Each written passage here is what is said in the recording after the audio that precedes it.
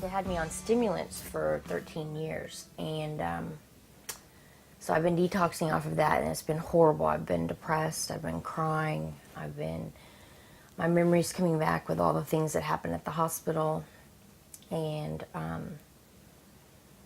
it's just hard. And then to realize that I've had pretty much 4 years in this state, it's just, you feel like you've lost time, and you're not functional, and you don't have a lot of things to tell people that you've been doing except that you've been ill.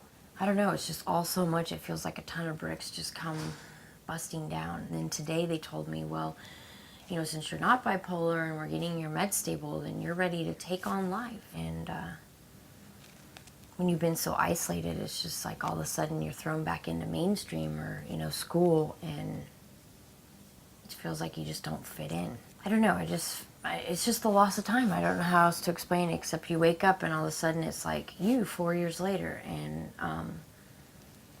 everything that's happened through that time period are things you're not proud of. Morning, Lucy-Roo. I was not actually diagnosed with anything until I was 15. That was when I stopped eating. I was diagnosed with anorexia, underlying deep depression, and ADHD.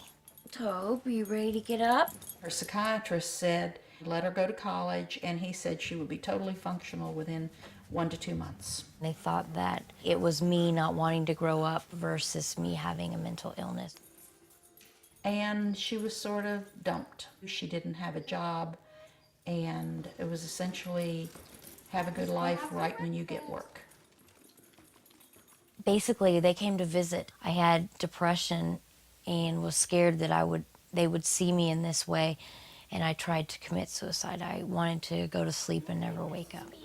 I think that's when her world had completely come apart. She attempted suicide, she was hospitalized for a month, and we got this diagnosis of bipolar. Okay, I'm out of here. You know, it was finally bipolar. And then you read about bipolar and you can't get around it. This is mentally ill. Basically, I thought that my life as a normal person being functional was gone. I really wanted to isolate from people. I thought I was almost a freak, or I would be so misunderstood and people would be scared of me.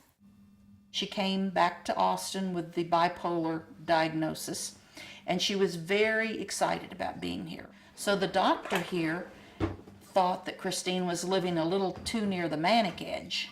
So what he wanted to do was back down the antidepressant and up the antipsychotic.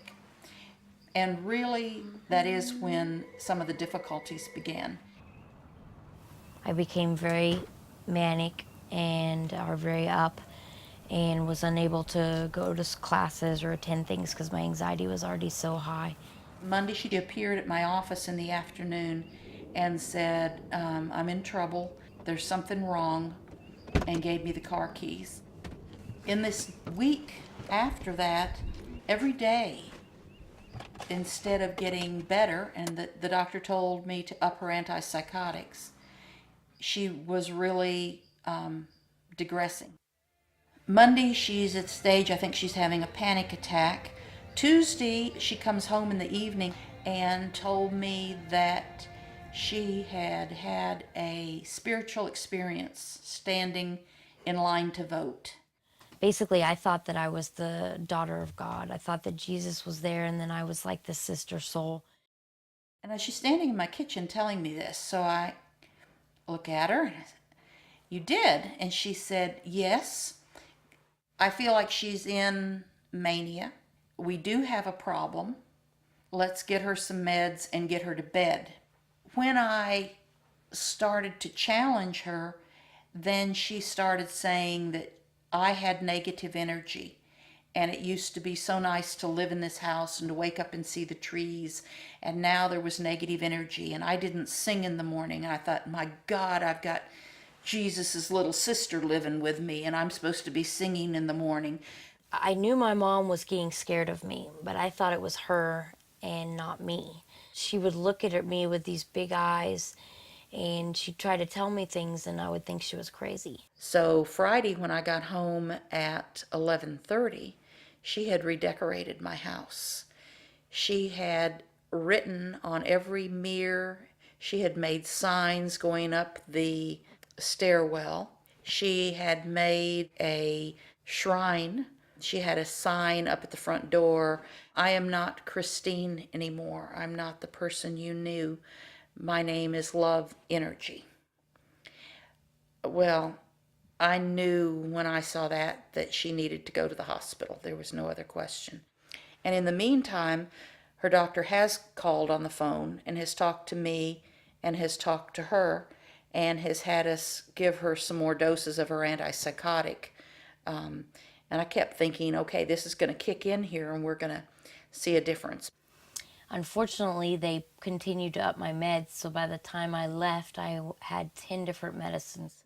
The child that I got out of the hospital at San Antonio was totally like a zombie. I was basically sort of like I was just drugged. I was just there. No affect, no relating to information, just not even tuned in, not even sure what's going on, and not remembering anything. She had trouble concentrating. She would dance under the trees. She picked up chewing gum wrappers, labels off of clothes, paper napkins, toilet rolls. She said she felt like she was 5 or 6 years old, and that's about how she acted. When I brought her back to Austin, I took her to the Shoal Creek Hospital, and they said she wasn't functional enough to be there, and they referred us to this Hill Country Counseling. The population we get are people who have been acutely hospitalized or still too unstable to be seen and treated in a regular outpatient setting. It's disturbing to me that they would release her from the hospital in the state that she was in.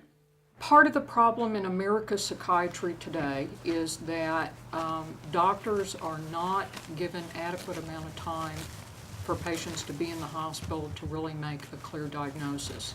They're being told by the hospital, you have to get this patient out. So everybody is now doing lots of polypharmacy, which is kind of just layering medicines on to try and kind of glue the person together to get them out of the hospital. Bipolar illness has now moved into the most commonly misdiagnosed illness in America. It used to be schizophrenia in America. It's now bipolar illness. Doctors sometimes mistake drug side effect as actually being part of the illness. There are many reasons people can be psychotic. So psychosis in of itself doesn't define anything. I don't even know what that little white pill is. They just kept putting more and more meds on, and it turned out I'm not bipolar, and so the antipsychotics were just making it worse. I was becoming psychotic because of the antipsychotics. To me, that's the most devastating thing because it's putting people on unnecessary medicines with pretty serious side effects. People tend to minimalize how serious misdiagnosing is. To me, it's a big deal. It's scary. It is scary. It's scary because the stakes are so high. Why have I walked in deep ruby red for so many miles? I worry about Christine. I worry that this is sort of the promise now. You're not bipolar, you're just depressed and anxious.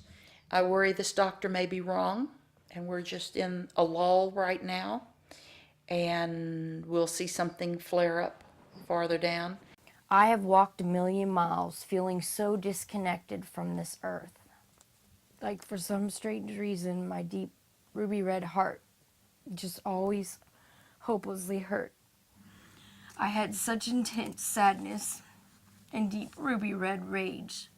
I often tried to end my deep ruby red life, to terminate the pain, but now I know I had to walk that deep ruby red road of hurt to experience the deep ruby red love that I have always thought that I would hate. So, those were right before I went to the hospital. All eyes on the calendar.